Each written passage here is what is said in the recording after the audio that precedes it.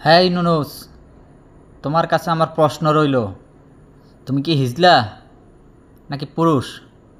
পুরুষ হইলে অবশ্যই আমার প্রশ্নের উত্তর দিবা। ওহ, তোমার পর্যন্ত তো আবার আমার প্রশ্ন পৌঁছাবে না। তাহলে জনগণের কাছে আমি প্রশ্ন রাখি, কি আর করা। আসসালামু আলাইকুম প্রিয় দেশবাসী, আপনাদের কাছে আমার প্রশ্ন রইল।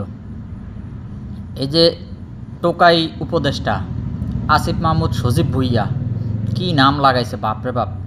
মনে হয় যে বিশিষ্ট শিল্পপতি, না ধনাঢ্য ব্যক্তি, নাকি কোনো রাজবংশের পোলাপান, এমন একটা অবস্থা বোঝায় নামের ইয়েতে।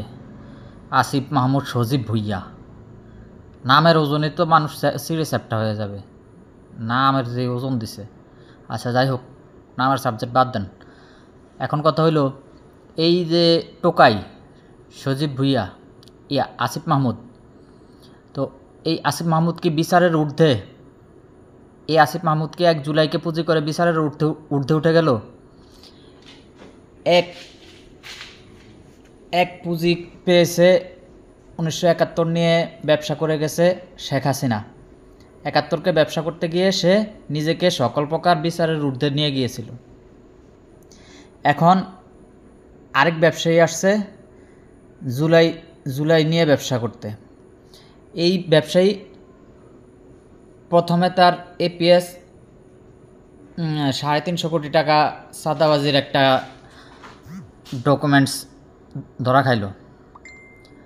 তারপরে ঢাকা সিটি উত্তর মেয়রের প্রশাসক নিয়োগ দিয়ে সেখানে বড় একটা অ্যামাউন্ট দাইন মারার কাহিনী আমাদের সামনে প্রকাশিত হলো। সেটার পরে আবার গিয়ে ইশরাকের মেয়র হওয়া নিয়ে সে একটা নাটিগুটি করলো। তারপরে আবার গত কয়দিন আগে দেখলাম সে 51 লাখ টাকার মিনি স্টেডিয়াম, সেটাকে নাকি 1200 কোটি টাকাতে বরাদ্দ করছে। 1200 কোটি টাকা বরাদ্দ পাস করাইছে। 51 লাখ টাকার স্টেডিয়াম, মিনি স্টেডিয়াম। এটা কিন্তু ওই আন্তর্জাতিক স্টেডিয়াম না, মিনি স্টেডিয়াম। এই মিনি স্টেডিয়ামের খরচ 51 লাখ টাকা শেখ হাসিনার আমলে বরাদ্দ হয়েছিল, বাজেট করা হয়েছিল, কিন্তু বরাদ্দ আসে নাই। তো সেই বরাদ্দ এখন আপনার 1200 কোটি টাকাতে নিয়ে ঠেকাইছে।